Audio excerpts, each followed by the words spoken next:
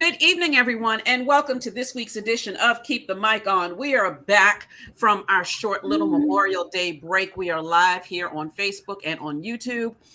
I am Simply Sherry. I am one of the hosts of this collective of amazing women who get to have very interesting conversations with our friends, and all of our friends happen to be dope artists. My week is called From Behind the Microphone, and where I take the time to get to know the person behind the art, because they're people too, and we definitely want to talk about what else is going on with them. I'm going to take this opportunity to kick it to the current poet in residence for the Athenaeum, Kaniki Jakarta. Hello, y'all. I am so excited about this guest tonight. I had a little bit chance to chat with the person just before we came on. It goes down a little bit before we get started. We already get started. So I found out some information. So I am super duper excited. The one thing that I love about the collective of hostesses that we have here is that we know different people. So that's great for you guys, because even though we do have our 6 degrees of separation, we know all different types of artists from all different types of walks of life. So we get to bring those people to you. We have been coined the masterclass, and I'm sure tonight is not going to be any different. So this is the perfect opportunity for you to tell all your friends and them that we are live, and they have been missing it, and we're here every week. My week is called Poets and Platforms, where I interview poets who have platforms for the arts, not necessarily poetry, but all different types of art. So artists who say, well, I am an artist, but I also want to build a stage, a platform, or provide a space for other artists to do other things as well. So that is what my week is about. And this is a perfect opportunity for us to let you know that everybody that comes on this show, they volunteer their time, including us, but these platforms are not free. So if you would like to donate to us, streaming low behind, you can see everybody's pointing to the bottom of your screen. You can cash app us at Keep the Mic On so that we can keep the mic on. I'm saying, okay. So I'm gonna kick it to the one, the only. They don't call her the girl genius for nothing. Fresh back from Southern Fried. Woot, woot. She woke up, she flew back just to be with us. That's what I'm talking about. Yep, I am back. I am back from Southern Fried Poetry Festival, which was in Louisville. So you forgive the fact that I look like I need a nap. I had one, I promise. I got back early this morning. Well, wait a second. As Danielle is getting to discuss that girl geniuses, we should say several of our former features and special on final stage last night. I couldn't even in good conscience root for anybody. I was getting ready to say that several of our former guests that have been on this show were not just a part of Southern Fried, but made final stage. So the Baltimore Slam, who we had before, of Roscoe course, Burnhams, Roscoe, Bree. Yeah, there's so many of Roddy, Chibby, all of it. Black Wildflower, the whole Black Wildflower, Chibby. Yep. Yeah, the whole crew, like a bunch of people who've been on this show were at Southern Fried and on stage, on final stage. I was also there too. That was crazy. I was on final stage for Haiku Deathmatch. So that was amazing. That's awesome. Congratulations. Yeah, that was rough. So it's been a wild week, and so like again, you'll forgive me if I look like I need a nap. I'm going to take a power nap this week, I promise. My week is normally the first week of the month. Part of this whole planning process for Southern Fried was kind of why we decided to take a hiatus last week, because I've been on travel for literally 2 weeks. My week is normally first week of the month and is called Let's Talk About the ... Usually it's books, but typically what I try to do is get an artist who has tangible things and kind of talk about the process behind how we got that tangible thing. If it's book, we talk about the writing process and how we got from I want to write a book to here's my book and here's how much it is, like all the things in between. So publishing and editing and writing process and things of that nature. I like kind of finding out how people get there.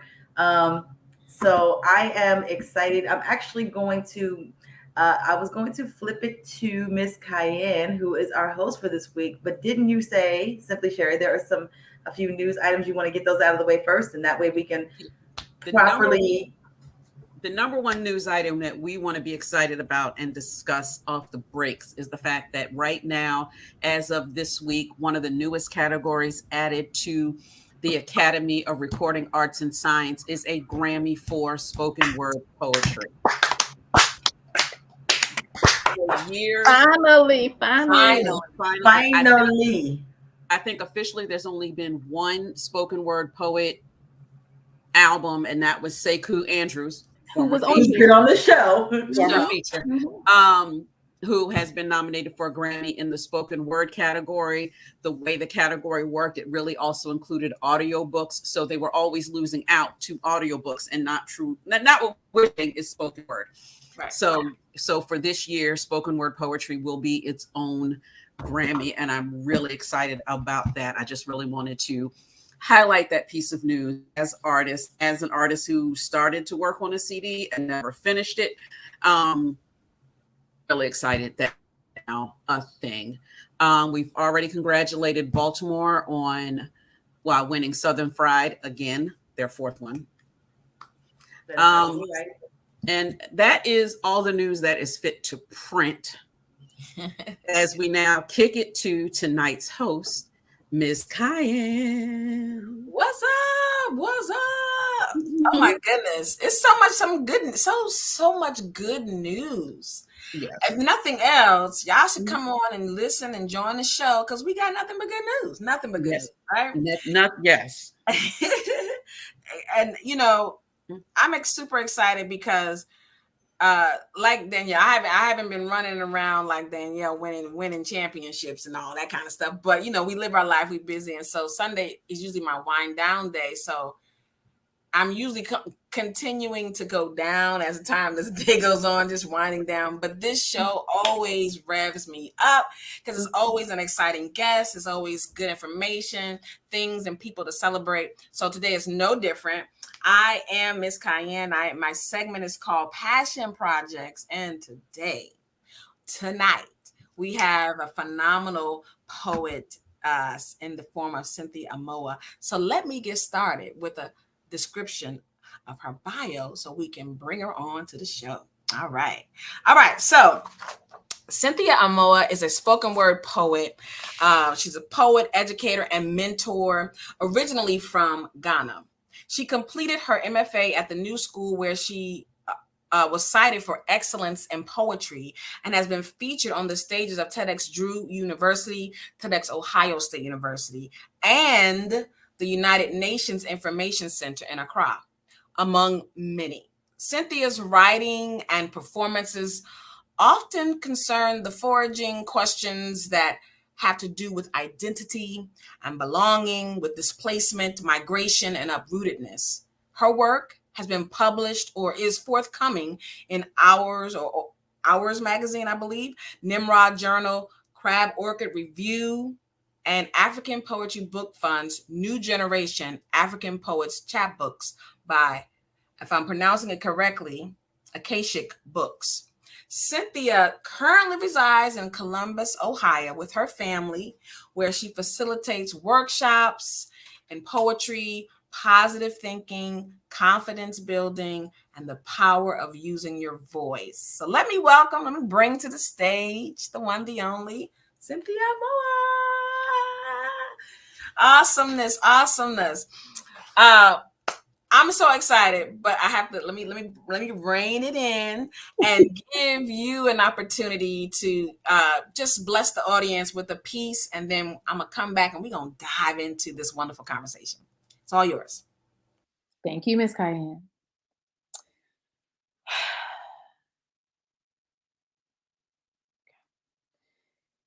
Since the beginning of time, they lied. Said that woman is made for man.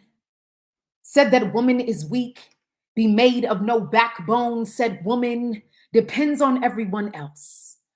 said she must stay inside her skin, the one that wears her like a plague, says she must crow and cowl and crawl, but woman is not made for man, woman is made for God. And so it seems no one talks about the rising, about the phoenix, the legend of the undying, how Black women, though bruised, are the only ones you can talk to about magic. How our resilience is bewitching, lionesses of our own calling, how our beating braids bend into themselves, unfolding and rising and falling like wildflower. How we butterfly our way onto the page, into courtrooms and stages, and Johns Hopkins float ourselves into resurrection. There is no red ribbon for our kind of resilience to make our names worthy of the sing, our wounds a constant rebirth, a restitching. You, darling, are a part of the undying. And isn't that beautiful? And so the next time someone says you be Black as something, tell them you be Black as woman, Black like the corners of a room, Black like God, Black as the king of Ashanti, Black as glimmering eyes, Black as a berry, Black as juice, Black as sweets, Black as autumn sky, Black as ebony, Black as undergrowth in a rainforest, Black as Asada, as Laima, as Maya, as Lupita, Black like Tony, like Belle, as Nikki, as Michelle. Black as Harriet Black, Black like we don't know how to be anything else other than what we are called. Black as a woman. Today, you rise, you Black woman, you undie. Thank y'all so much. That piece was entitled The Undying. Oh, That was awesome. Oh my gosh. Thank you. Yes. This is one of for me, I guess one of the most flattering components when a person hears anything is that they're able to walk away with a phrase or something. So I'm over here like, ooh, that was good. Ooh, that was good. Ooh, that was good. You know. So I love that. First of all, thank you. Can I say, I hope I get it right. Can I say Aquaba? Yeah. Yes. Welcome to the mic on. The piece was phenomenal. Black like God, Black like King of Ashanti. Oh my gosh. Yeah. I need to get that in my repertoire somewhere I can hear it over and over again. That was beautiful.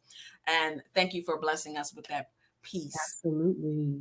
I'm super excited because people may say, well, how do you know Cynthia? And we literally met online. I was searching for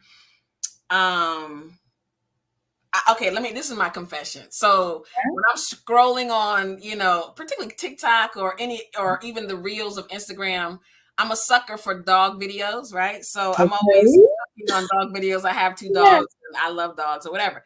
And consequently, that dictates my feed, right? So I have all these dog videos. I'm like, you do more than like dogs. Can you get something related to what you're interested in? So I was looking to really expand my social media content circle. If that makes sense. And so in searching and looking for other spoken word artists and looking at YouTube and different, you came up and caught my attention. You were talking about tips around, writing and things like that. And I was like, oh my God, this is beautiful.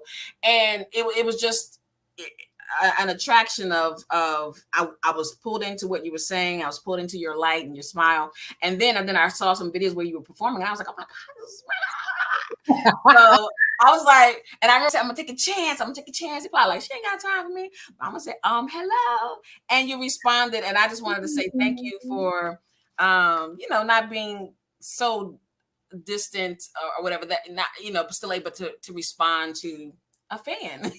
Absolutely. Well, thank you for reaching out, Miss Cayenne. I think it's a blessing, because oftentimes I feel like we put out our work into the world and we don't really know who's consuming it unless folks respond, react, send messages and things of that sort. But thank you not only for reaching out, but for keeping in touch, because you reached out like toward the top of the year. And then, we just sort of kept in touch until today. So I'm grateful. Thank you so much. No problem. Thank you.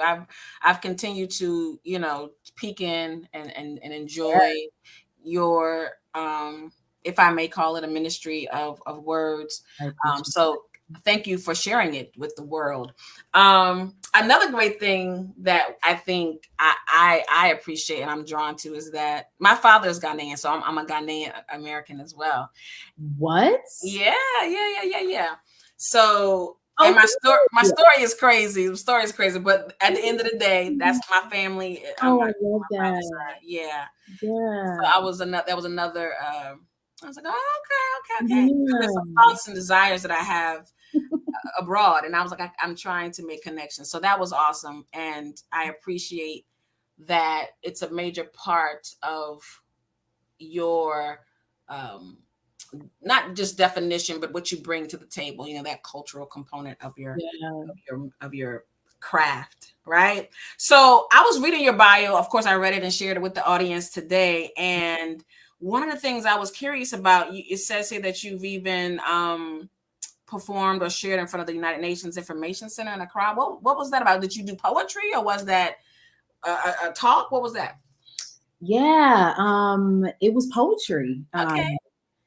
And it's, you know, it's so interesting that that's what stuck out to you in the bio, because poetry is the catalyst, right? Like it is the thing that brings us into so many different rooms, so many different spaces, allows us to meet so many different people, right? That we would not have met otherwise. I would not know you had it not been for poetry. We wouldn't be chatting right now had it not been for poetry. So yeah, it was just kind of one of those, again, just opportunities that sort of I fell into.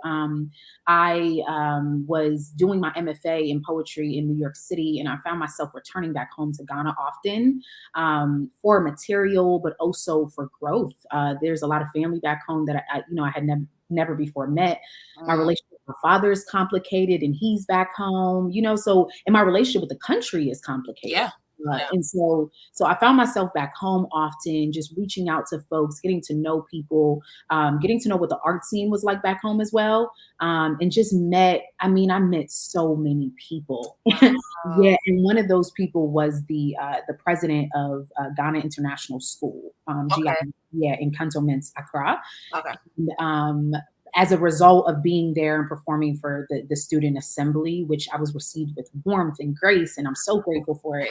I met another woman by the name of Cynthia Amoah. She had my same name, and she worked for the United Nations Information Center in Accra. And she was like, "Hey, you're leaving, but the next time you're around, we need to work together." And so that's kind of the relationship blossomed, and then eventually stepped into the opportunity. So that is awesome. That is awesome. We gonna have to chat offline, because when I visited, the last time I was home was actually at this point right before the pandemic, right? Okay.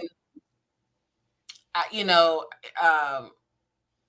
unfortunately, I was there for my father's funeral services. So, but they were family, everybody had descended and had come from all places. So I'm asking my cousins and my brothers that are there, where do people go? Because Ghana has changed since I first visited, like in 2005, my first visit. Okay. And it has changed. Different things are happening. Wonderful things are happening there. And so I was like, okay, where do I go for poetry? Where do I go for this scene? And there's nothing. I was like, come on, I know it's here. You can't tell me, like, I know it's here, but I really couldn't get a vibe from them. And that's partly because that's just not their ears not to that part of the ground, if you will. But I knew it was then. I just couldn't get a read. So I definitely want to chat with you offline about some of those international connections. I think it's powerful to be able to, again, your voice and of like you said, speaking about identity and belonging and things of that nature being dispersed beyond the four walls of a cafe into a global setting that is stupendous, absolutely stupendous. So appreciate awesome that. sauce to you. Yeah. Now, quick question before you can. Do you think Ghana has changed for the better or for the worse? Well, that's a great question. I think with any type of development or change, there's pros and cons, right? I think there's pros and cons. So yeah. I feel like opportunities have expanded. And it's so funny because there's a neighbor of mine who is transitioning to Ghana. He's initially Trinidadian, but he's been connected to Ghana for years. I love So it. in his mind, me, him, his family, all that, we all going back to Ghana, right? I'm gonna do poetry. He gonna do music. So he got this whole plan. I love that. So and I'm like, okay, I hear you. So one of the things we've been talking about is the changes as it relates to seemingly an open door for entrepreneurial endeavors, for Black people globally to come home or come and settle and do things, whatever those things may be, and find a flow. It may be challenging, but be able to find a flow and grow. And I think that's a good thing that I'm seeing that's happening. When I was there last, I met so many young entrepreneurs from all over who have come to Ghana or gone to Ghana to do this thing. On the flip side, I sense, and it's been a while, it's been a couple of years now, but I sensed a lot of, I think, how do I say, a version of that gentrification concept that, if not careful, will begin to try to erase the depth of culture there, because we're bringing in, this is how we do it, I'm gonna bring it up here, as if, I don't want that to happen, but I do see something. Did I'm assuming that you heard about the year of return and yes, since 2019. So I think, again, I agree with you. There's pros and cons. There's so many eyes on the country now, right? And whenever there's visibility, it's like, okay, are there good eyes or bad eyes? Like, who wants parts? You know what I mean? What are your intentions? But no, I love that folks are talking and that the conversation is happening, and that, even we're chatting about it now. So exactly. I know you were going to switch the subject, but I wanted to hear your No, that's an excellent question. That's why I was like, let me be careful, because I will go right into that. Sure. No, because so that's why I said we definitely should chat some more, because I'm trying to figure out what I'm supposed to do, but I find myself drawn to Ghana, not just because of my family ties, but something else. And I'm trying to figure out what that is. And so part of that is like, what am I observing? Like you said, whose eyes are here? I don't want to have ill intention, even accidentally. I want to be purposeful. So, but I think there's great opportunities there. Agreed. Beyond even what I've even imagined. So that's awesome. And I'm glad to hear that you were well received and that you're paving some ways for the Oh my goodness. It's been a journey. Were you born in the States? I was born in Ghana. Okay, you were born in Ghana. Awesome. I was born in Ghana. I came to the States though when I was 2 years old. Okay. So, I mean, I barely remembered much. And the way that I retained my native tongue really was because my grandmother lived with us for so long and she didn't speak English. So she would always speak to us in our native tongue. And though sometimes we would respond in English, or I would respond in English, I retained it. Good. Yeah, that's awesome. I was going to ask you, did you speak the language? And I wasn't born in Ghana. I was born and raised in the States, but my father was here, working at the World Bank. And so, and it's so funny because when I did go home, it was, you don't speak the language. And I'm like, no, I don't speak the language. But how would we didn't have that kind of connection. So I've when I go, I try to do this, because it's very, very adamant. You don't speak the language. So Or not only is it met with like, you don't speak the language, but like, you don't speak the language well.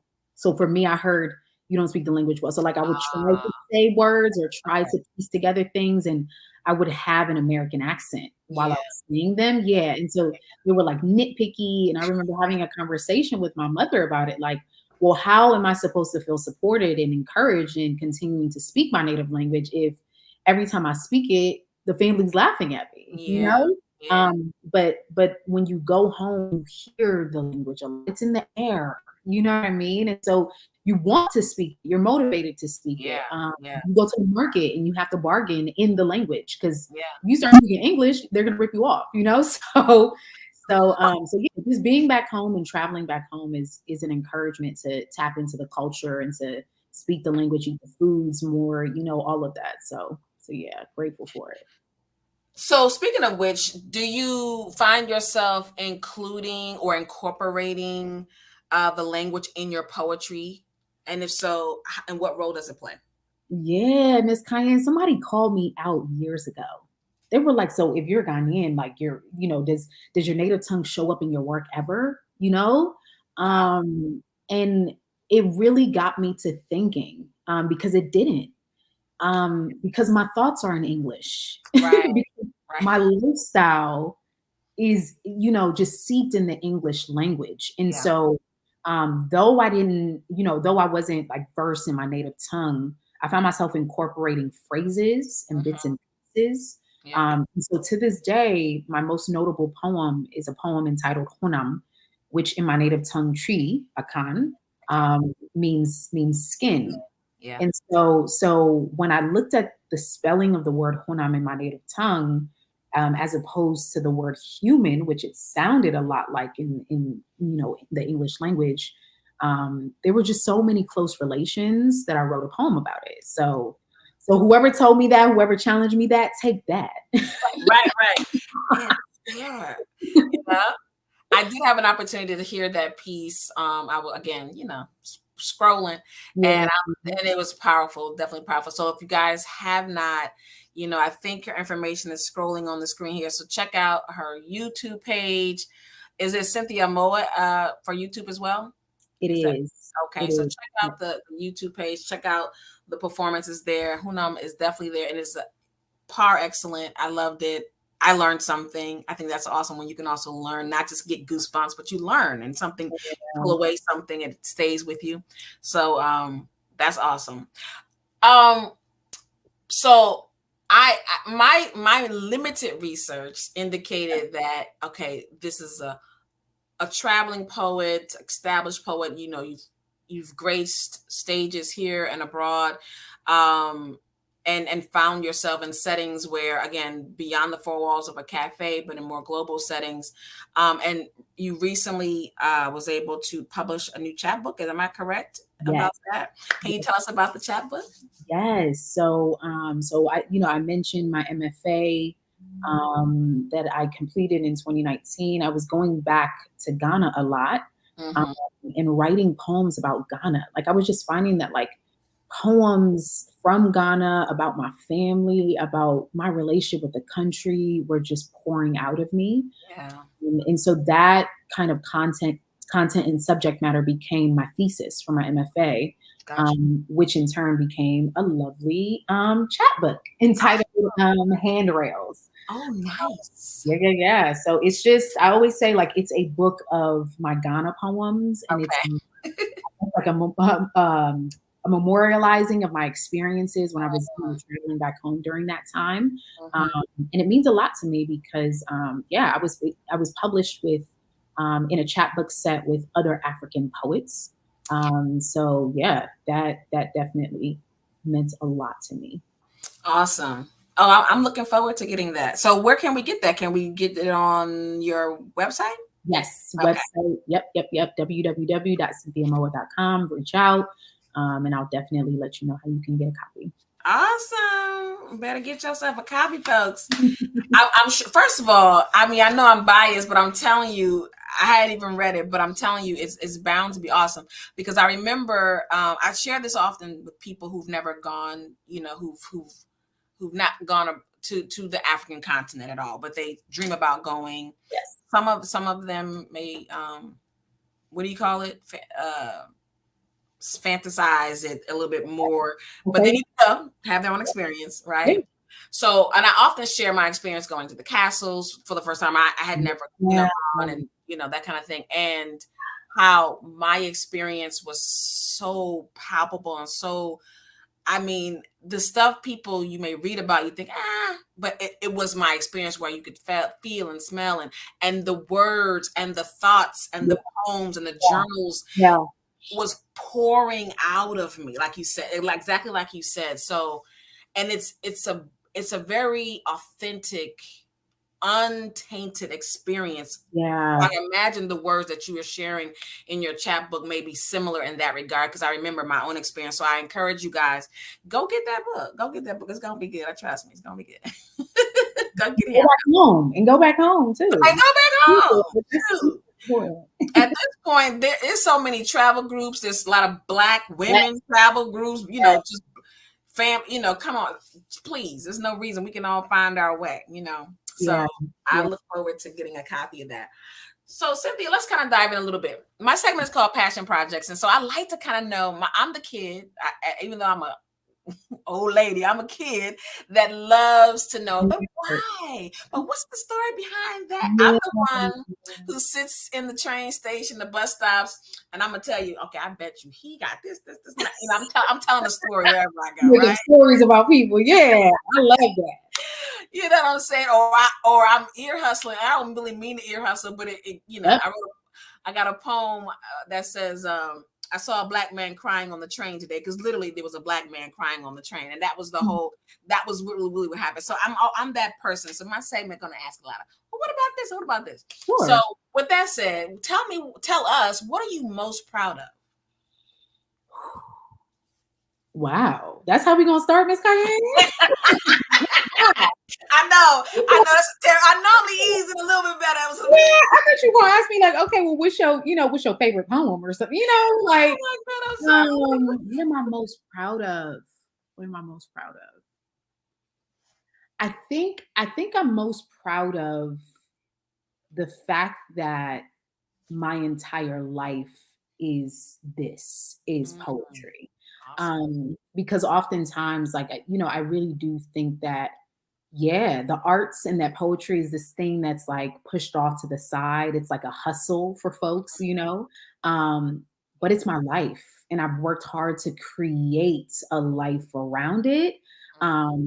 It seemed impossible when I was younger. But I thank goodness for the poets that I was watching at least perform in my local arts community. And that I somehow, some way, by God's grace, created a life of my gifts. So that's what I'm proud of. That's awesome. Yeah.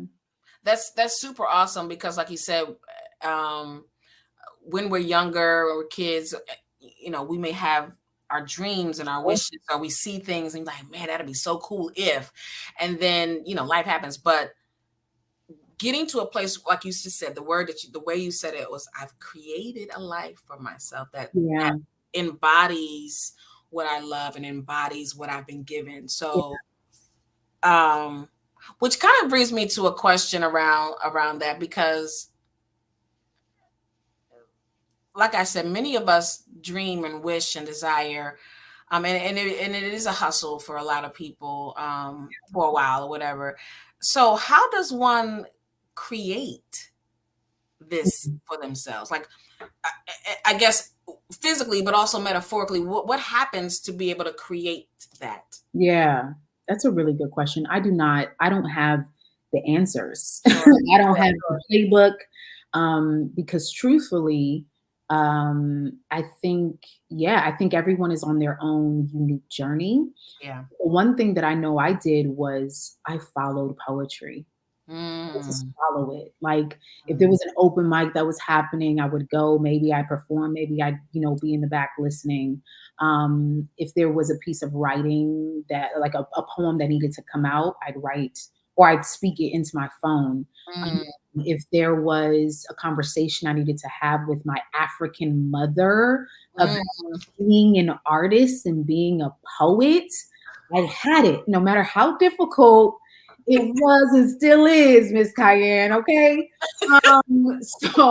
So I followed it. I listened to the still small voice that just kept telling me to never give up on poetry. And to always write, and to be friends with other poets, or to ask questions about poetry, and to explore it, to get my master's in it, to, study the craft, to be more disciplined. And so I think I just followed it without not really having a true map, sorts of where it was gonna lead me, or where I was gonna end up. Just trusted it, and I believe, and I still do. Yeah. Woo, that's good. following it. It sounds like, it's like the committed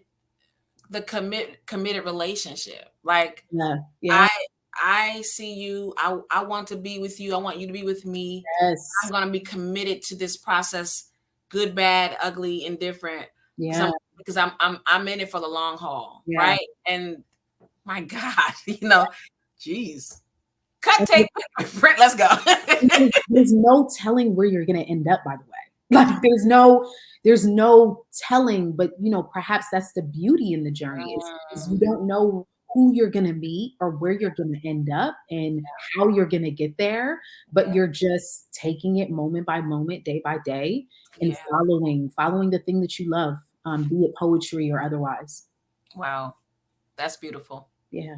Thank you for sharing that, because I think someone or someone's could benefit from hearing that and being either reminded or directed, because sometimes you just don't know, but that's a part of the process, the beauty of it. That was powerful. Thank you for that. Yeah. Thank you for that. You kind of alluded to it as a kid. So one of my questions I like to ask is, and I hope I'm clear. I'm still crafting this question so that it makes much sense. But there's a game, sometimes as kids, or even we would play, like I think you try to there's a clue, you have to guess what it is, and you give answers, and the person tell you if you're hot or you're cold. Like you're hot, meaning you're getting closer, versus cold, it's kind of you far away. So with that said, when it comes down to whatever it was you said or thought you wanted to be as a kid, like when you were younger, and the infamous question, what do you want to be when you grow up? Whatever that thought was, or those thoughts were initially, like early in the game, whatever that was, and what you are now, what you're doing now, what you're about now, were you hot or cold? Definitely, I would say warm. I would say, looking towards the hot, warm, because I envisioned something, which is like being on a stage in a crowd full of people. And I think that's the image or the vision I'm still chasing. And so I'm not hot yet. Okay, I got you. Yeah. So as a young person, you saw yourself in front of audiences, that you knew that whatever it was, I'm going to be forward. Yes. Okay. Yes. I got you. I can relate to that. And it was so weird because I was a shy kid, and there's a shy, I don't know, we poets like to banter about words and what they mean and connotations. So every time I say things, I'm always wondering who's listening. Are they going to understand what I'm saying? But I have a shyness about me now still, and maybe that's not the right word, but definitely I can be a little bit more reserved. I enjoy my company, but there was always something about the stage that as scary as I was, still felt like home. And it led me to know over time that, probably where I'm supposed to be now. I may not always feel comfortable, but where you're supposed to be. So I can definitely relate to, as a kid, thinking, as a kid, I'm like, I'm gonna be a star, but star now has been redefined and more reasonably, but I can totally understand that. And so that's cool. That's cool. Some people be like, yo, I was like in Antarctica. I was cold. But that's good that you're close and you're continuing to move towards that. Yeah.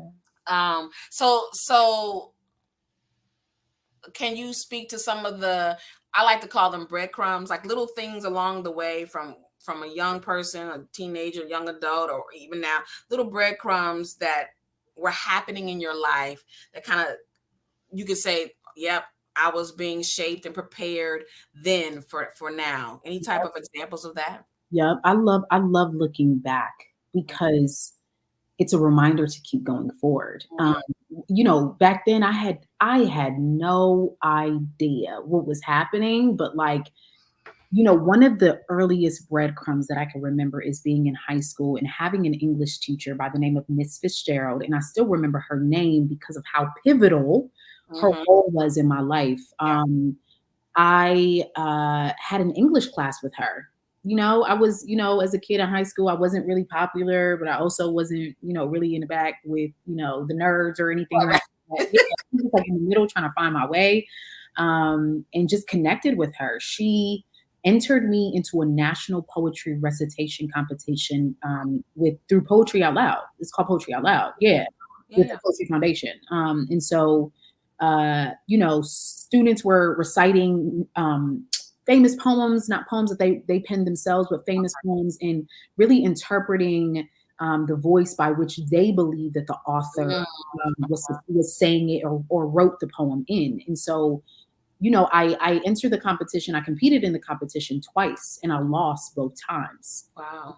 And I still remember the kid that I lost to, but I lost both times, but I didn't take the L, Miss Cayenne, because really my W, like my win, was that I found a voice, or that I realized that I had a voice in a way, and that I could continue to cultivate it by writing in, my little flowery pink journal that I had in high school. But like, I remember walking away from the competition thinking to myself that like, oh my God, like I'm really good at this thing, or that like I found something finally that I am kind of good at. And recently connected with that English teacher, like I want to say a couple months ago. Sent her an email. Yeah. I haven't seen her in over 15 or so years, but sent her an email and was just like, hey, you did this for me, and I want you to know where I'm at in my life now. And so let's have coffee. And wow, awesome. Yeah. So I find that teachers, the roles that teachers play in students' lives are really impactful, really interesting. And so I've recently become an arts educator as a result of the impact and the role that Miss Fitzgerald had in my life. So Miss Fitzgerald, if you're watching this right now, thank you, sis. I appreciate it. Thank you, Miss Fitzgerald. We all thank you. We all thank you. The world thanks you, because we have the privilege of experiencing Cynthia. So that's awesome. Wow, that's motivating to me, because I know the person in my head that was pivotal. I know that teacher.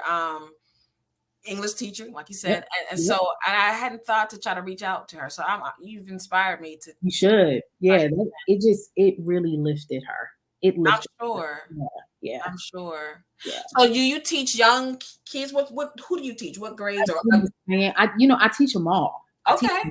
And I started teaching them all after I got my MFA, because I was just like, I don't know, I don't have experience working with any group of ages or students, and so. Let me start working with them all. So I teach anywhere from like the wee babies to adult workshops, facilitating workshops in positive thinking, confidence building, writing, different forms of creative writing. And I just, since, having that experience, I love the littles. And I had no idea that I would love them in this way. And I think I love them so much because they live with a certain amount of wonder. Yes. Yeah. And I know you tapped into that and you opened up that conversation earlier, but they're like, ooh, and ah, and Miss Cynthia, what's that? And Miss Cynthia, can you teach us this? And they'll believe anything you tell them, right? They're using their imaginations.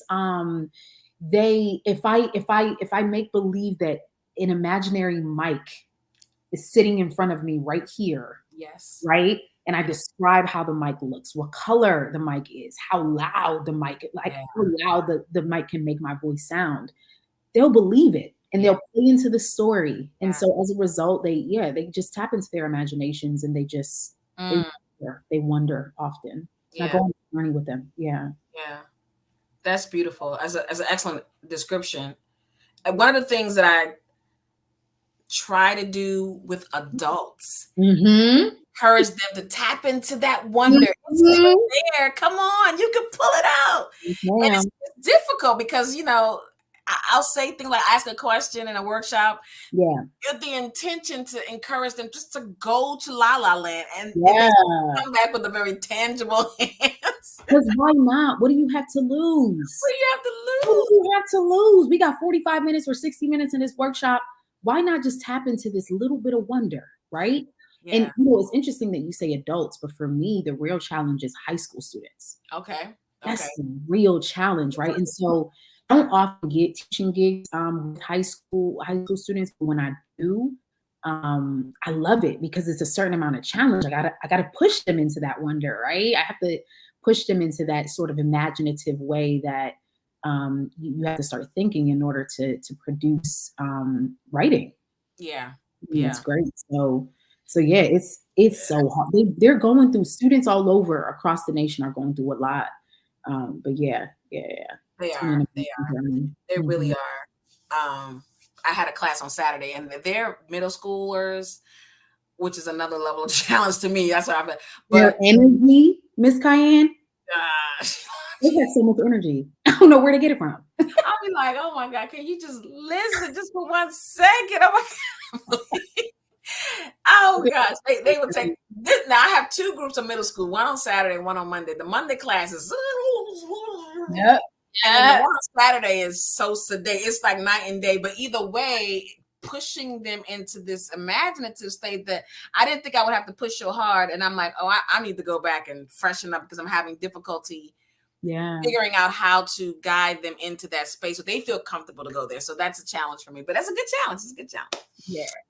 And they'll remember you, right? They'll remember you. You will be that one that they'll call back like you did Miss Fitzgerald and say, hey, Miss Cynthia, Miss Amoah, you remember this is what you did for me. And that's the point. And even here's the thing though, even if no one ever calls you back, you have to believe that it's been impactful. Otherwise, how could you teach it? How could you do it if you didn't believe that it wasn't having an impact? So even if they never come back to say anything.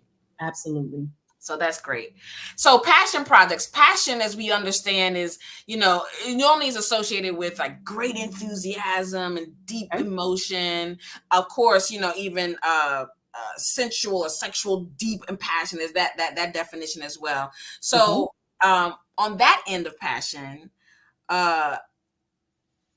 what would you say about your artistry as a poet, as a writer, as an expresser, as a teacher? What would you say about that makes your heart skip a beat? What makes you smile so intensely that your face hurts about your passion?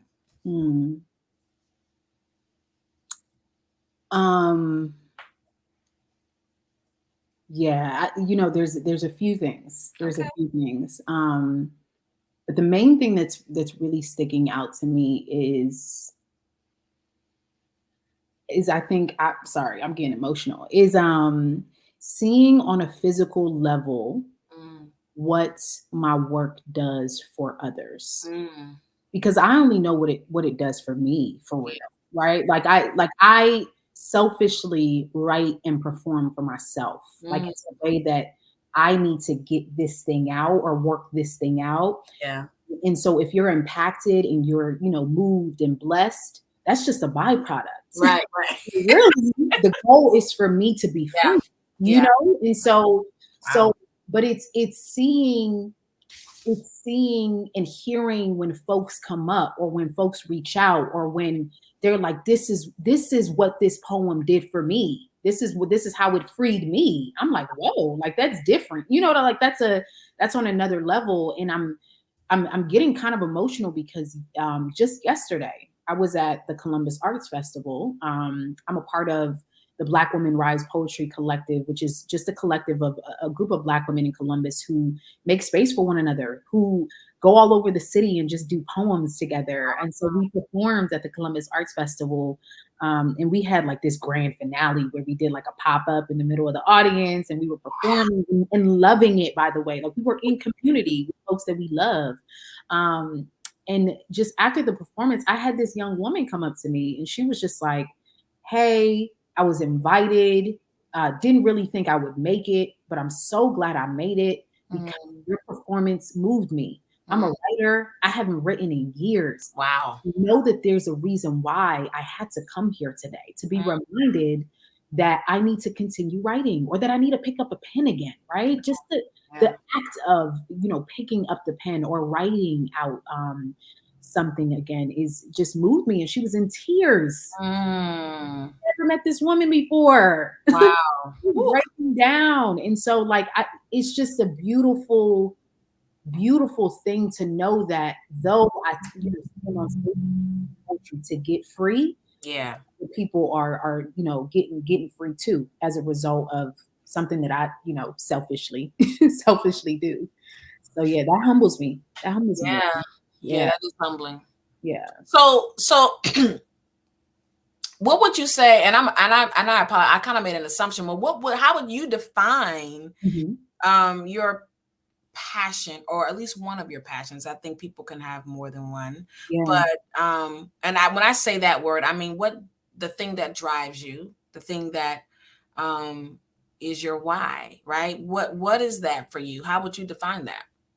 It's continuously investigating and exploring my voice, because that voice can sound different in different seasons, right? If the passion for poetry for me was to explore my voice when I was in high school, that's been done and over with, and so I would no longer need to be a poet, right? So it's this evolution and this journey that we're continuously on. And I think when I first started writing, I tapped into the identity a lot, because I was trying to figure out who I was and where I was from in a semblance of home. Because I was born in Ghana, but was raised stateside, but was moving throughout the states. So it just was a whirlwind, and sort of this back and forth of like, well, who am I? Where am I from? What do I consider home? What does home mean to me? And so I was exploring identity, and I think in some respects still am. It's moved throughout the years. And in this current season, it's my faith. It's how God speaks to me. It's how I pray. It's how I'm sort of exploring and grappling with my faith and my trust in God. So it's a thing. The most would be this ongoing exploration of my voice, my identity, and who I am. Awesome. That's beautiful, because we can easily get kind of stuck in rote. Even when we come to a place of, I'm comfortable in my skin, and then we can get almost stuck there even, but there's an evolution. There is a constant transformation that is happening if we allow it, it. So that's a powerful concept as well. Okay. See all these golden nuggets. I told y'all it's a masterclass. It's free. Y'all need to be tapping in to these golden nuggets right here. And I'm looking at the time like, oh my God, we almost, oh my goodness. Let me speed it up. And we're going to have an after show. I'm going to have to talk to my co-host about the after show. But anyway, here's the thing. So awesome. I got you. The passion as far as, that constant and consistent and ongoing search of the voice. And then so that's that enthusiasm, that thing that drives you. And passion is known as that. But, passion, the word, it's also known as the suffering, or the, I use the word angst, the passion of Christ, that his crucifixion was known as the passion. Which I always found that to be just mind blowing. And even the concept of the suffering, passion, also the suffering, his suffering ultimately was for the redemption of mankind, because he loved mankind so much. So even our passion, the love, we talk about the positive part, still is connected to the suffering, because even that was out of his love. So when you think about passion from the other side of things, the suffering, the angst, the push, the pull, I'll use those terms, how would do you have that in your passion and in your work as an artist? What are those areas of push, pull, angst that you may have found even in your passion?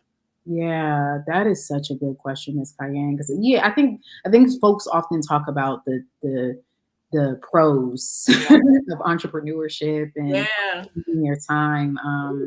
yeah, but the suffering, I think, has come in the form of the unknown and the not knowing and I know we talked about it a little bit earlier, but, you know, there's been often times where I just, again, did not have a rule book or a manual of what I was to be doing or where I was going to end up. And I think most of my suffering comes from, like the trusting again in the unknown and not necessarily knowing that all of these things that I'm doing, the hustling, the, you know, running back and forth all over the city and performing, the networking, the meeting with folks, Yes.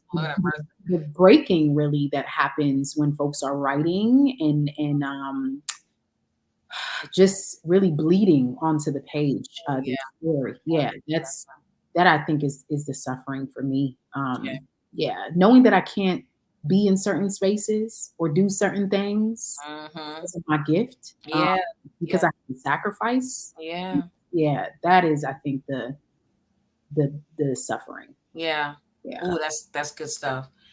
That's a part of discipline too, because you've been following poetry all this time. Relationship. Yep. Girl, I feel like preaching. Not today. Come on with it. I feel like that moved me, and I feel that very deeply. Thank you for that as well. Wow. So I like to and there's so much more we could talk about. We would have to have you back. But here's the last little segment. Okay. So that I won't get in trouble with my co-host for going over. I like to ask a few whimsical questions. Okay. I'm serious and introspective, but I'm a big silly person as well. Yeah. And then what we're gonna do is have you do another piece for us after these few questions. Okay. So is that what I want to do next? I think so. Yes. So one of the questions I like to ask is if you had the choice to either jump in an icy river or jump from a plane, which one would you do? To jump from a plane or to jump in an icy river? Yeah, one of those two. It's gonna be the plane. I've been skydiving before. So okay, cool. It's gonna be the plane. I got the answer to that one. No need to worry. It's gonna be the plane. I'll do the plane. Plane for 500, please, Alex. For sure. Okay. So I take it not so much. You're not a big fan of extra cold. No, I'm tropical. I like the sun. I'm a summer baby. You know, from Ghana, so it's just I cannot do the cold. I can't. I feel you. I'm a December baby, but I promise you, the older I get, yes, December. I am December baby. But I'm like, I don't know what mistake was happening in heaven, but I am not ready for these cold weather. Yeah, I can't be cold. I don't like when my elbows and my knees get cold, Miss Cayenne. I just don't do it. I can't. I tell people all the time, like, it's really bad because I go through a whole different thing mentally when it gets cold in December. And I mean, I can manage far better now than I did before, but it's very intentional. Yeah. And then I hate to be cold. Now, if it's wintertime, I go outside. Okay, it's gonna be cold. As long as I can get somewhere warm quickly. But in a building and I'm cold, I shut down. I cannot think. We could be in a workshop, a lecture, and as it continues on, the cold, I'm becoming not so nice because I need to be warm. Yeah, the sun is powerful. The sun does for us. It really does. It is. I mean, so much so. I remember when I finally got a clue about the seasonal depression and what was going on, and I would sit in the sun.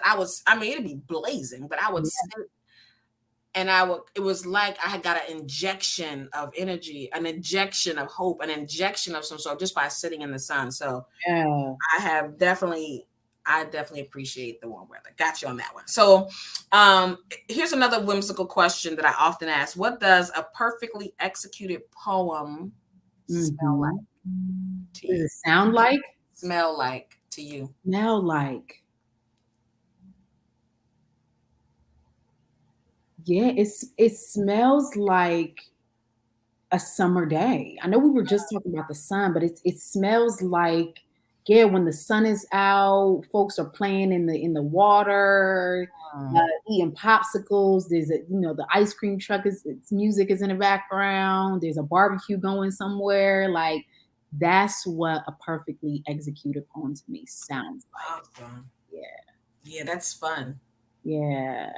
That's fun. I like it. Children, yeah, like the innocence and the laughter of children in their joy, like having fun, just with family, like there's just love everywhere. Yeah, that's what it is. Yeah, that's awesome. I got you. I can smell that. Mm-hmm. Smell that. Yeah, I can smell that. Okay. Just off the dome. Okay. Don't think about it. When you hear the word, just tell me the first word that comes to mind. Okay. Okay. Passion. Suffering. Gotcha. Purpose. Calling. Panda bear. Black and white. Cuddling. Cuddling. Okay, got you. Cuddling. Oh my goodness. Last time I had the interview, I said the word polyurethane. The person was like, what?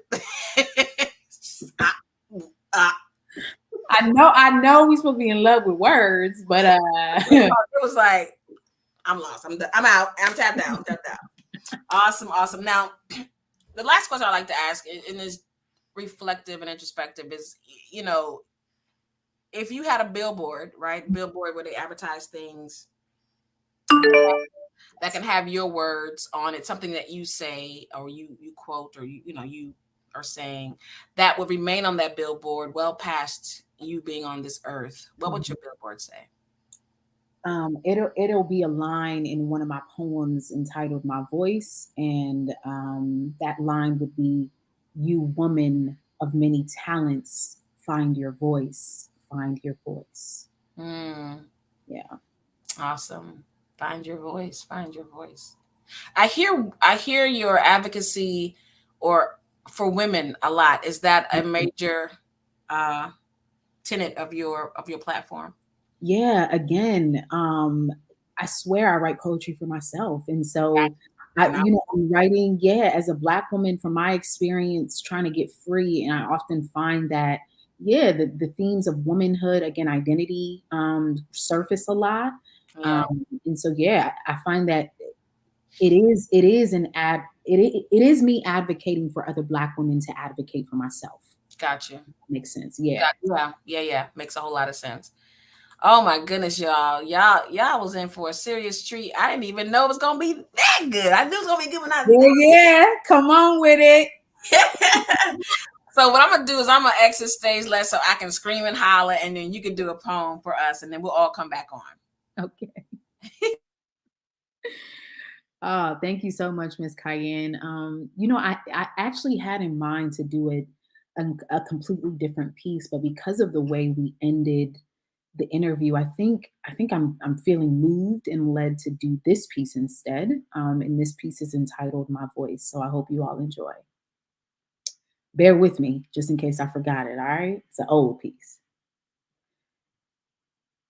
My voice.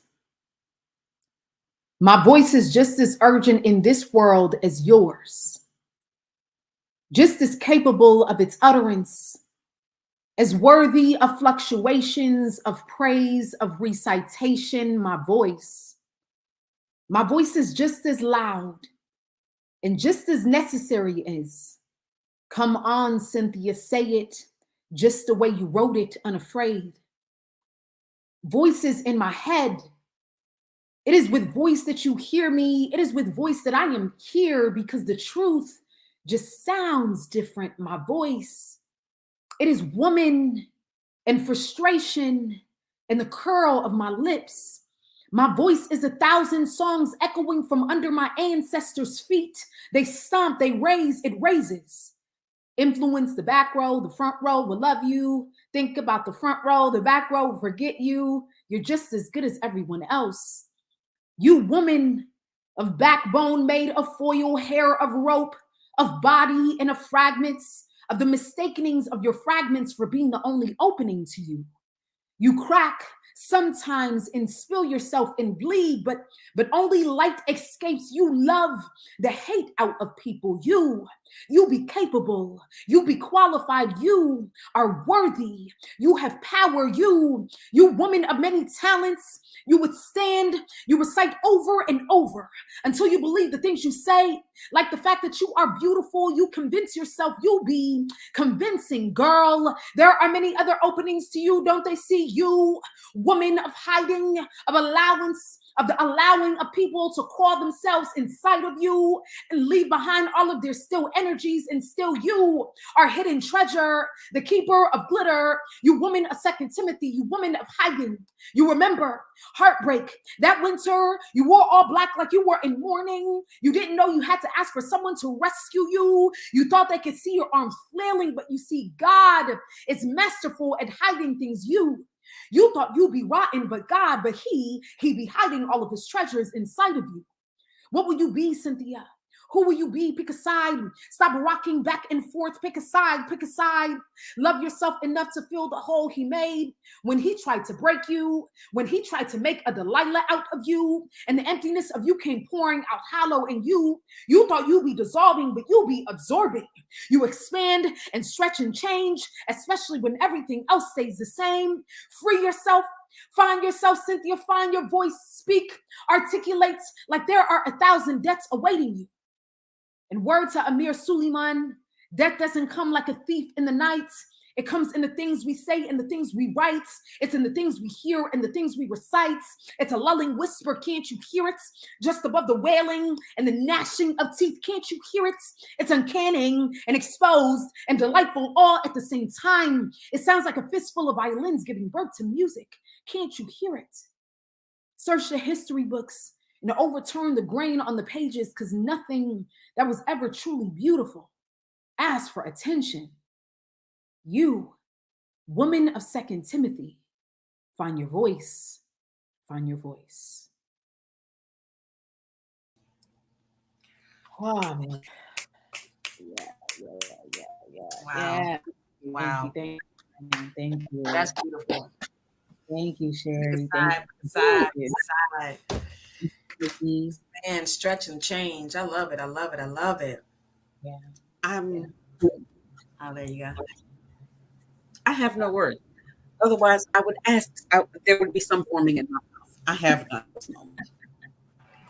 Woo! That piece was powerful.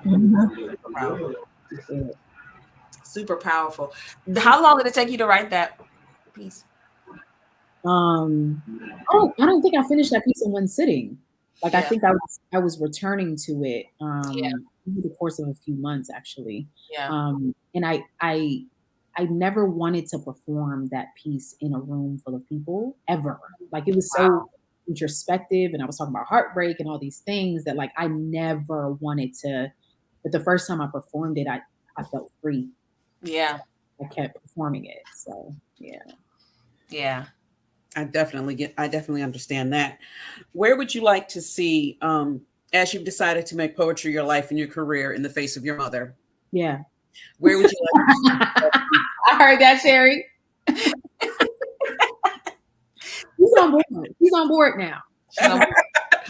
Where would you like to see, the common question, where would you like to see yourself in about 5 years?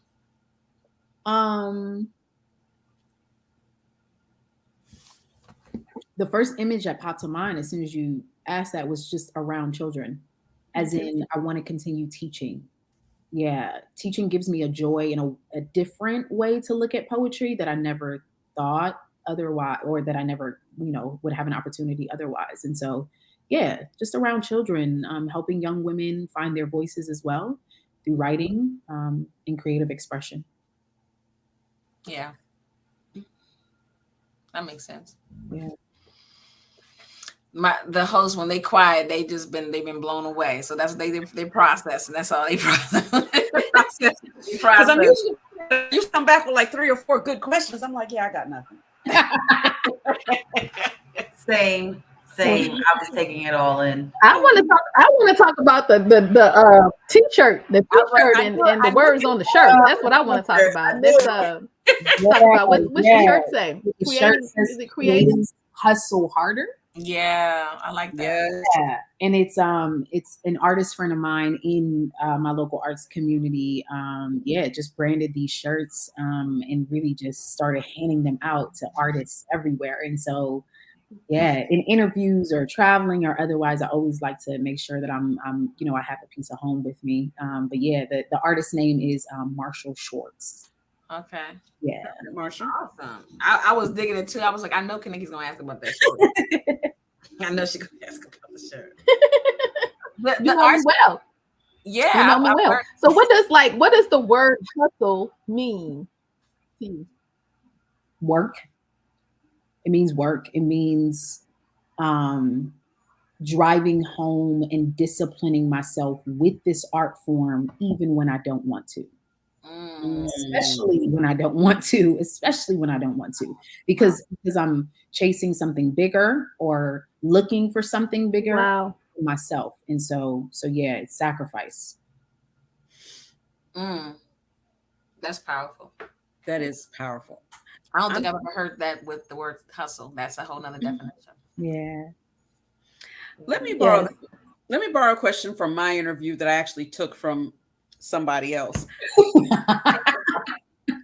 I'm honest about it. I credit. Thank you, Sherry. Rebecca Dupas. This was her question. I went, yes, this is a good question. I'm gonna keep it. What's the name or the subject of the poem that you haven't written yet? Wow. Okay, so I see why you stole that question. Yeah, I see why. Right? I got you. The name or the subject of the poem that I have not written yet. Yes. Oh my God.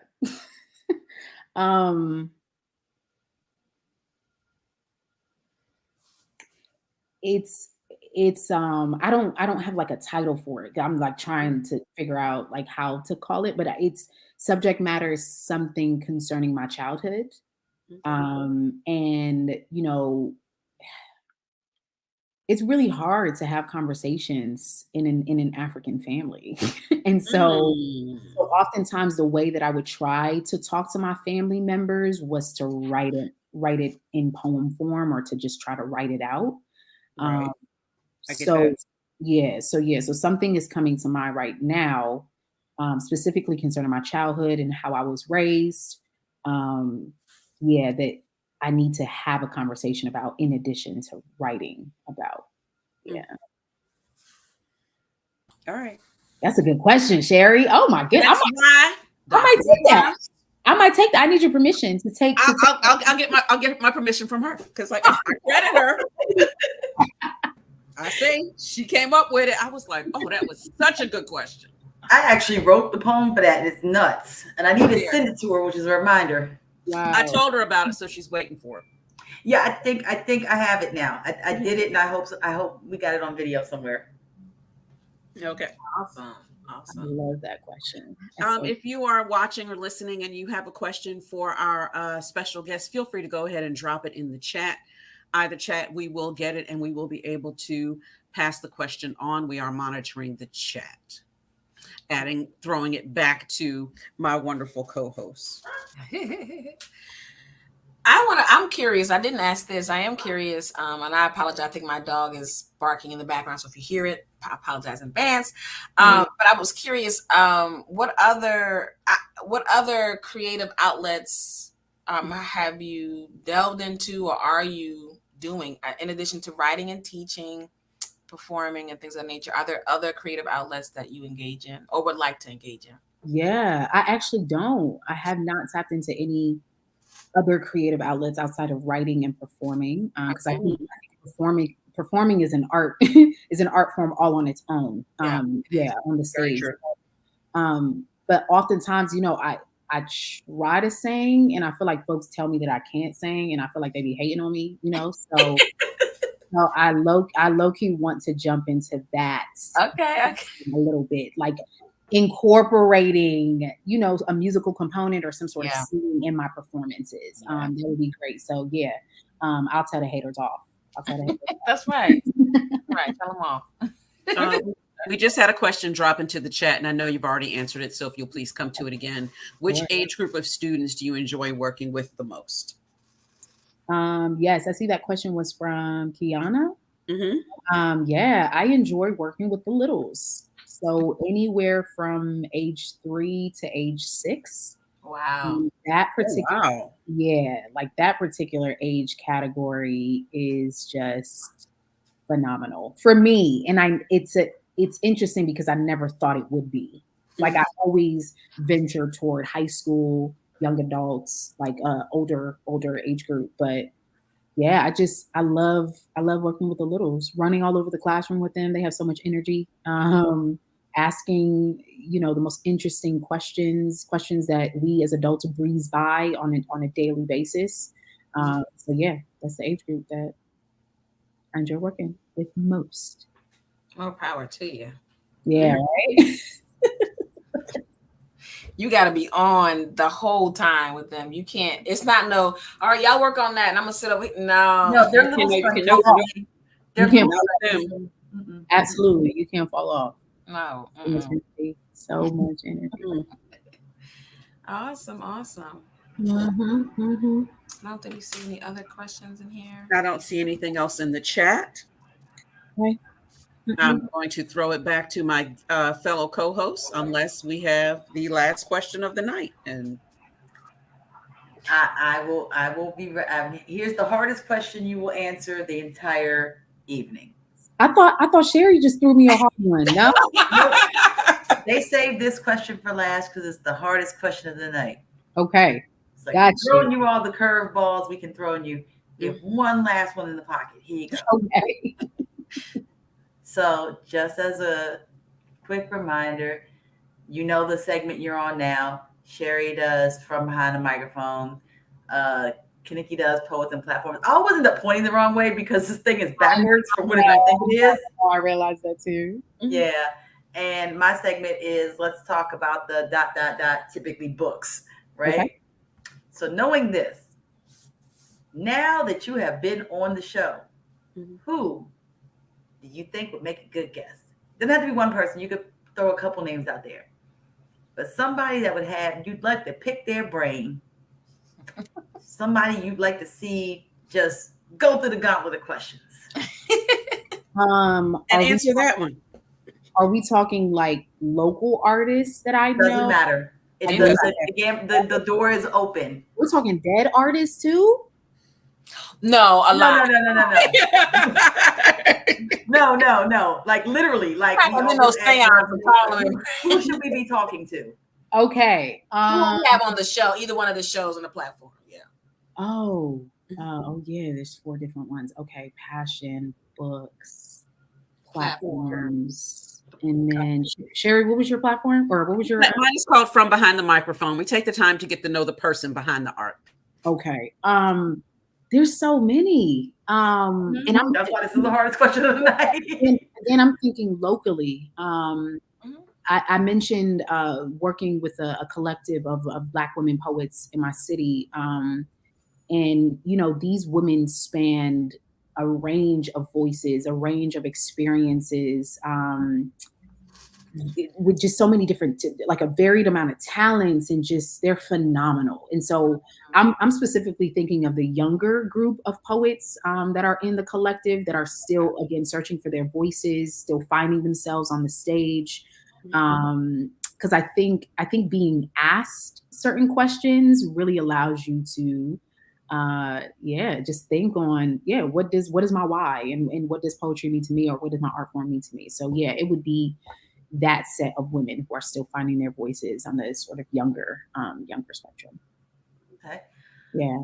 I'm about to say, no, I know we usually tell people like tell us like 2 or 3, but if anybody feel free to email us. We keep a literal list that we have not even gotten through yet. Yeah, right. Over some names, Miss Cayenne for sure. Yeah. We have a list that we still have not gotten through over 3 years. We had so many names on it that it's just taking time to schedule. I mean, we're still going off the same scheduling.